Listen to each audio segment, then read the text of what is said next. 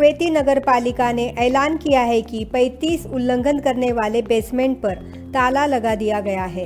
मंत्रालय ने जांच अभियान के दूसरे सप्ताह में इन सभी आरोपियों पर कार्यवाही की है।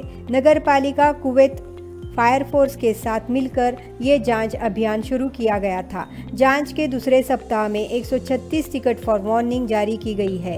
मंत्रालय ने कहा है कि वो अपने जांच अभियान को और तेज करेगा। ज़्यादा से ज़्यादा लोगों के खिलाफ कानूनन कार्यवाही की जाएगी अगर वो किसी तरह के उल्लंघन में पकड़े जाते हैं तो। इसके अलावा बिना लाइसेंस के काम करने वालों पर भी नकेल कसी जाएगी। हज और उम्राह मंत्रालय ने ऐलान किया है कि अगले हज सीजन के लिए जल्द ही रजिस्ट्रेशन शुरू होगा। घरेलू ज़ायरीन जल्द ही अगले हज के लिए रजिस्ट्रेशन करा पाएंगे। इस बार मंत्रालय पहले ही रजिस्ट्रेशन शुरू कर रहा है। इस बारे में कोऑर्डिनेटिंग काउंसिल फॉर डोमेस्टिक पेलिग्राम से मीटिंग भी हुई है। ज़ायरीन डायरेक्टली रजिस्टर कर पाएंगे, जिसमें 65 से अधिक उम्र के ज़ायरीनों को 25वीं सदी रजिस्ट्रेशन दिया जाएगा। वही हिजरी महीना सफ़र के पहले तारीख से रजिस्ट्रेशन शुरू होने वाला है। दुबई एयरपोर्ट पर एक यात्री ने करीब 77,000 दिरहम से भरा बैग खो दिया था, जिसकी जानकारी भी उसे नहीं थी। जब दुबई पुलिस के general department of airport security के लॉस्ट एंड फाउंड सेक्शन ने उसे संपर्क किया, तब कहीं जाकर उसे इस बात की जानकारी हुई। अधिकारियों से पता चला कि एक ईमानदार टैक्सी ड्राइवर ने आकर काले कलर का बैग पुलिस को दिया। इस बैग में 1020 दिरहम, 67,055 Saudi riyals, 2,000 British pounds, 3,000 Pakistani रुपया और कुछ ज़रूरी डॉक्यूमेंट्स शामिल थे। पीड़ित दुबई इंटरनेशनल एयरपोर्ट से ट्रांजिट कर रहा था और इस दौरान अपना पैसा खो दिया था। यात्री को यकीन नहीं हो रहा था कि उसका इतना सारा पैसा खोने के बाद फिर से मिल गया। ब्रिगेडियर हमोदा बिन सुवेदिया अल अमीरी, acting director of general department of airport security ने कहा है कि इस टैक्सी ड्राइवर को सम्मानित किया गया जिसने पैसा लौटाया। कुवैत में फूड डिलीवरी कंपनियों के लिए नए निर्देश जारी किए गए हैं।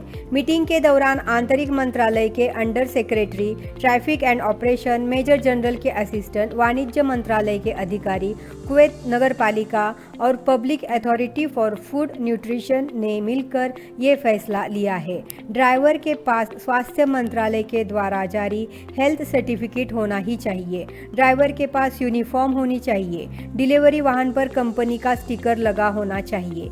डिलीवरी बॉय का इकामा उसी कंपनी का होना चाहिए जिस कंपनी में वो काम करता है। मंत्रालय ने जानकारी दी है कि ये सारे नियम 1 अक्टूबर से लागू किए जाएंगे और जो भी इन नियमों का उल्लंघन करेगा उसके खिलाफ सख्त कानूनन कार्यवाही की जाएगी।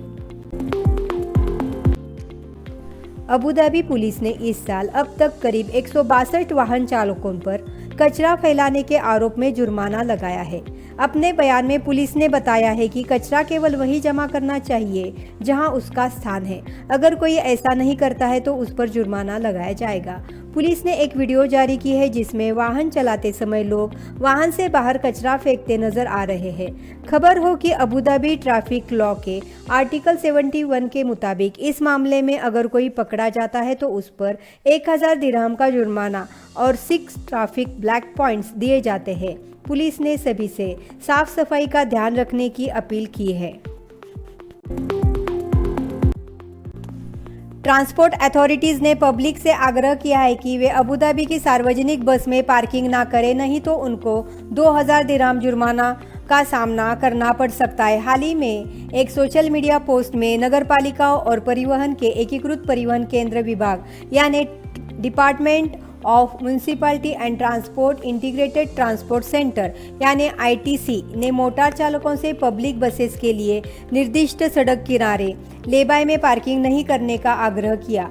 ITC ने कहा कि रोड यूजर्स को जिम्मेदारी स्वीकार करना चाहिए और दूसरों की सुरक्षा और यातायात के प्रवाह को बनाए रखने के लिए वाहनों को लेबाई बस पार्किंग स्पेसेस में पार्क करने से बचना चाहिए।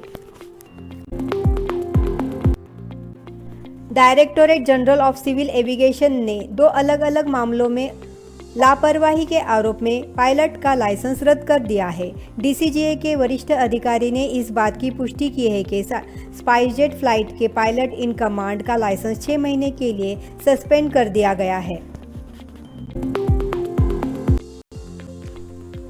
यूएई के स्वास्थ्य और रोकथाम मंत्रालय ने शनिवार को कोविड-19 के 681 नए केसेस के साथ साथ 697 लोगों की रिकवरी दर्ज की। कोरोना के प्रसार को रोकने के लिए अब तक यूएई में कुल 181.6 मिलियन से अधिक टेस्ट किए जा चुके हैं। पिछले 24 घंटों में यूएई में कोविड-19 के कुल 2,15,224 एडिशनल टेस्ट किए जा चुके हैं, जिसके माध्यम से नए केसेस का पता लगाया गया।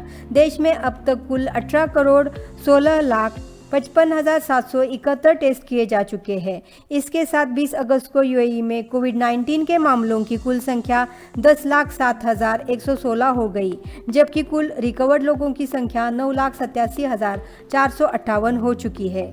यूएई में अब तक कोविड-19 की वजह से 2,341 लोग अपनी जान गंवा चुके हैं। वहीं एक्टिव केसेस की संख्या 19,317 तक पहुंच चुकी है।